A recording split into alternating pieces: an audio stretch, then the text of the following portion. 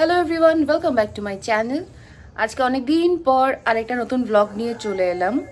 আসলে আপনারা যখন ব্লগটা দেখছেন তখন আসলে এর আগে আরেকটা ব্লগ দেখবেন, কিন্তু প্রায় এক সপ্তাহ পরে আমি আবার ব্লগিং করছি।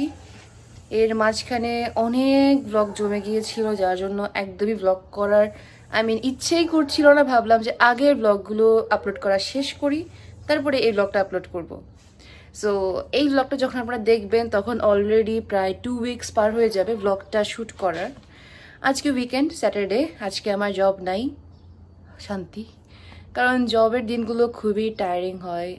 সকালে উঠে চলে যাওয়া, আবার বিকালে এসে আমার খুব টায়ার্ড লাগে। আজকে যেহেতু বাসায় আছি তাই মাকে অনেক কাজে হেল্প করতে হবে, তাও আমি টুকটাক শেয়ার করব যে বাসাটা মোটামুটি গোছানো শেষ, যেহেতু আমরা এসেছি বেশ অনেক দিনই হয়ে গেছে। সো অলমোস্ট গুছানো শেষের দিকে, তাও টুকটাক আমি শেয়ার করার ট্রাই করব। আর সারাদিন কি কি করছি না করছি সবই ছোট ছোট ক্লিপ করে আপনাদের সাথে শেয়ার করব। সো আজকের ব্লগটা আসলে খুবই র্যান্ডম একটা ডেইলি ব্লগ হতে যাচ্ছে, জাস্ট সারাদিনে কি কি করছি না করছি সেটাই।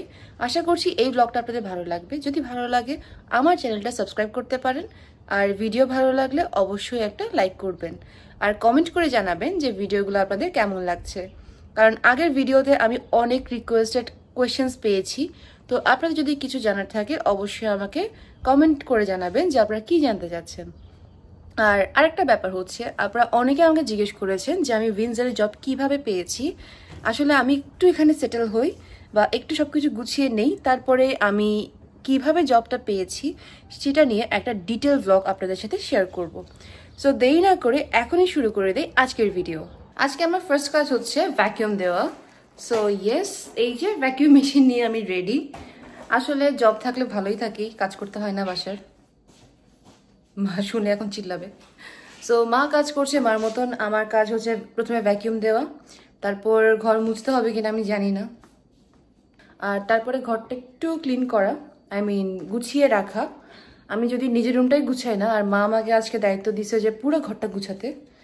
আর আমার বোন যেহেতু জবে চলে গেছে তাই ও বেঁচে গেছে, আর এই যে মা অলরেডি কাজ শুরু করে দিয়েছে। তো এই তো আমি আর বকবক না করে তাড়াতাড়ি আগে ভ্যাকিউমটা কমপ্লিট করে নিই, আর ভ্যাকিউম দেওয়ার পরে আমি আবার ব্যাক করতেছি, কারণ এখানে মা জিনিসপত্র সব গুছাচ্ছে, সো প্রচুর সাউন্ড হবে।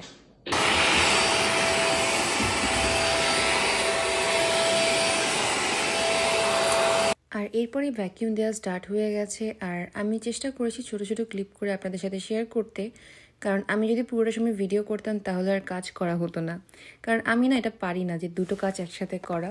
মাঝে মাঝে এমনও হয় যে আমি ব্লগ করতেই ভুলে যাই, বা ব্লগ স্টার্ট করেছি সকালে, দেন আমি যে কন্টিনিউ করব সেটাই ভুলে যাই। আর এখানে মা পেঁয়াজ কেটে নিচ্ছিল আর আলুগুলোকে সিদ্ধ করে রেখেছে, কারণ মা এখানে বানাবে আলু ভর্তা। আলু ভর্তাটা মা একটু অন্যরকম করেই বানায়। আর সেই সাথে আজকের লাঞ্চে আমাদের থাকবে আলু ভর্তা, আমার অনেক অনেক ফেভারিট। সো মা পেঁয়াজ কেটে নিচ্ছিল এখানে মার মতন করে, আর আমাকে বলেছিল আলু ভর্তা করার পরে লাস্টে যে বলে না চুলাতে একটু টেনে নেওয়া, ওটা কমপ্লিট করে রাখতে। আর তারপরে আমাকে দায়িত্ব দিয়েছিল এই যে এতগুলো মরিচ। তো এগুলো বেসিক্যালি যেহেতু টরন্টো থেকে উইন্ডসরে নিয়ে আসা হয়েছিল, তাই কিছুটা কয়েকটা মরিচ একটু নষ্ট হয়ে গেছে, তো ওগুলোকে আলাদা করে রাখতে বলেছিল। তো আমি এখন ওটাই করছিলাম, যদিও প্রথমে বুঝি নাই। তো প্রথমে আমাকে বলেছিল যে এটা আলাদা করে রাখতে, পরে মা বলল আবার যে উপরে বোটাটা হয় ওটাকে ছাড়িয়ে রাখতে। আর এই যে আমাদের ডাইনিং রুম থেকে ব্যাকইয়ার্ডের ভিউ আমার অনেক বেশি ভাল লাগে। মাঝে মাঝে এমনও হয় আমি যখন কোনো কাজ থাকে না তখন এখানে এসেই বসে থাকি, আমার দেখে এত শান্তি লাগে। আর ব্যাকইয়ার্ডে লন ক্লিন করার কথা ছিল ওই দিনই, কিন্তু যখন আমি লন ক্লিন করতে যাই তখন দেখি লনগুলো এত বড় হয়ে গেছে যে ক্লিনই করা যাচ্ছিল না। তো পরে আমাদের ল্যান্ডলর্ডকে ইনফর্ম করলাম, আর উনি বললেন উনি একজনকে পাঠাবেন। সো উনি যেদিন এসেছিলেন উনি অলরেডি চলে এসেছেন, আমি ওটাও ভিডিও করেছি। বাট ওই যে বললাম এত ভিডিও জমে গেছে যে আমি দিয়ে শেষ করতে পারছি না। তো ওই ভিডিওটাও আমি খুব তাড়াতাড়ি আপনাদের সাথে শেয়ার করব, যে এখানে লন গাইডের কীরকম স্যালারি হয় বা কীরকম পেমেন্ট হয়, বা ব্যাকইয়ার্ড বা ফ্রন্ট ইয়ার্ডে লন ক্লিন করতে গেলে কীরকম চার্জ দিতে হয়। সো সব কিছুই আমি আপনাদের সাথে শেয়ার করব। সো ওই ভিডিওটা আমি খুব তাড়াতাড়ি আপলোড করব। যারা এখনও আমার চ্যানেলটা সাবস্ক্রাইব করেননি প্লিজ আমার চ্যানেলটা সাবস্ক্রাইব করে দিতে পারেন, আর এই ভিডিওটা ভালো লাগলে অবশ্যই একটা লাইক করতে পারেন। আর আমি কিন্তু আপনাদের কমেন্ট পড়তে অনেক ভালোবাসি, তাই কমেন্ট করে জানাবেন যে ভিডিওগুলো আপনাদের কেমন লাগছে। আগের ভিডিওগুলোতে আপনারা আমাকে এত ভালোবাসা দিয়েছেন যে আমি সত্যি অনেক বেশি ব্লেসড ফিল করি, কারণ এত অল্প সময়ের মধ্যে আমি সবার এত ভালোবাসা পাবো সেটা কখনোই ভাবিনি। তো এই যে এরপরে বোটা ছাড়িয়ে রাখা হচ্ছে, আর আমি পুরোটা ভিডিও করতে পারিনি, জাস্ট টুকটাক কিছু ভিডিও করলাম। তো পরে মা বলল কি যে আজকে যেহেতু ফ্রি আছি আর বিকালে যেহেতু একটু বের হব, তাই গাড়িটাকে একটু ভালোভাবে ভেতর থেকে ইন্টেরিয়রটাও ক্লিন করে নিতে। ভেতরে যে ফ্লোর ম্যাটটা আছে বা সিটগুলো একটু ভালোভাবে ক্লিন করে নিতে, কারণ কার ওয়াশে গেলে তো বাইরেটাই ক্লিন করা হয় সব সময়, বাট ভিতরে কখনোই ক্লিন করা হয় না। তবে একটা মজার ব্যাপার হচ্ছে, লাস্টে আমি যখন কার ওয়াশে গিয়েছিলাম আমি ভেবে গিয়েছিলাম যে একটা ভিডিও করব আপনাদের জন্য, বাট ওখানে যাওয়ার পরে আমি একদম ভুলে গেছি। সো হাফ যখন কার ওয়াশ হয়ে গেছে তখনই মনে পড়েছে, আর ওই হাফ থেকে আর করতে ইচ্ছে করছিল না। তবে নেক্সট টাইম যখন যাব তখন অবশ্যই আপনাদের সাথে শেয়ার করব। তো এই যে এখন গাড়ি ক্লিন করার পালা। সো মা অলরেডি চলে গেছে, তো মা আমাকে বকা দিচ্ছিল যে গাড়িটা আমি সবসময় ক্লিন করে রাখি না কেন, ভিতরেও। তো আসলে এটাও আমরা উইকলি ওয়ান্স বা 2 উইকে একবার এটা করেই থাকি। আর গাড়ির সব থেকে পছন্দের পার্ট যেটা গাড়িতে বসলে এই যে, সো এই স্ন্যাক্সটা খেতে আমার অনেক বেশি ভালো লাগে। এটা মেইনলি হচ্ছে কর্ন।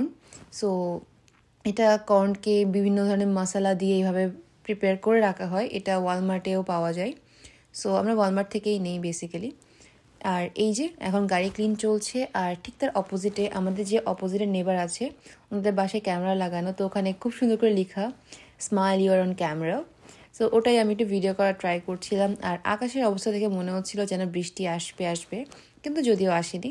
তো এরপরে গাড়িটা ক্লিন করার পালা। আর গাড়ি ক্লিন করার পরে আমাদের একটু বের হতে হতো, কারণ আমাদের বাসার কিছু জিনিস কিনতে হতো।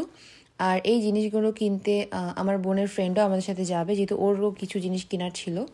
আর এরই মাঝে পুজোও দিয়ে নিলাম। সো পুজো দিয়ে সব কিছু কমপ্লিট করে লাঞ্চ করে তারপরেই আমরা বেরিয়ে গেলাম যেখানে যাওয়ার জন্য সেখানেই। সো ইয়েস, আমরা যাচ্ছিলাম হোম ডিপোতে। সো হোম ডিপোতে এখানে আমরা গিয়েছিলাম, কিছু জিনিস নেওয়ার ছিল, তো সেই জন্যই। আর এর পাশেই ছিল একটা ফ্লাওয়ার গার্ডেন, যেটা দেখে আমার মা পাগল হয়ে গেছে। সো যাই হোক, ওখানে আর যাওয়া হয়নি। এরপরে হোম ডিপোতে গিয়ে আমরা বিভিন্ন ধরনের জিনিসপত্র দেখছিলাম। এটার একটা ডিটেল ভিডিও আমি অলরেডি শ্যুট করেছি আপনাদের জন্য, তো খুব তাড়াতাড়ি আমি ওটাও আপলোড করব। ইনফ্যাক্ট এর পরের ভ্লগে আপনারা দেখতে পাবেন হোম ডিপোর একটা ডিটেলস ভিডিও। আশা করছি ওই ভিডিওটাও আপনাদের অনেক ভালো লাগবে। একটা বাড়ি রেডি করার জন্য যাবতীয় যা লাগে, ছোট জিনিস থেকে খুবই বড় কিছু, সব কিছু আপনারা হোম ডিপোতে পাবেন। আর প্রাইজিংটা আমার ঠিক জানা নেই যে খুব বেশি বা কম, আমার কাছে মনে হয়েছে, কারণ আমরা যে জিনিসটার জন্য গিয়েছিলাম, সো আমরা মেনলি গিয়েছিলাম কার্টেন্স দেখার জন্য। সো আমার কাছে মনে হয়েছে ইটস পারফেক্ট। বাকিটা আমি ওই ভিডিওতে আপনাদের সাথে শেয়ার করব। আর এরপরে আসার সময় গিয়েছিলাম টিম হর্টনসে। টিম হর্টনসটাকে না আমাদের বাংলাদেশি চায়ের দোকানই বলা যায়, তার কারণ যেখানে সেখানে টিম হর্টনস, 1 কিলোমিটার 2 কিলোমিটার পরপর গেলেই কিন্তু টিম হর্টনস দেখা যায়। সো এটাকে আমি আর মা খুব মজা করে বলি বাংলাদেশি চায়ের দোকান। সো যাই হোক, এরপরে বাসায় ফেরার পালা। আর আজকের ভিডিওটা এইটুকুই। এই ছিল আমার উইকেন্ডের সারাদিনের করা একটা ডেলি ভ্লগ। আশা করছি এই ভিডিওটা আপনাদের ভালো লেগেছে। যদি ভালো লাগে অবশ্যই আমার চ্যানেলটা সাবস্ক্রাইব করবেন, ভিডিওতে লাইক করবেন, আর কমেন্ট করে জানাবেন যে ভিডিওটা আপনাদের কেমন লেগেছে। নেক্সট ভিডিও দেখার আমন্ত্রণ জানিয়ে আজকের ডেলি ভ্লগটা এখানেই শেষ করছি। সবাই আমার জন্য বেশি বেশি করে প্রে করবেন আর এভাবেই আমাকে সাপোর্ট করবেন। টাটা।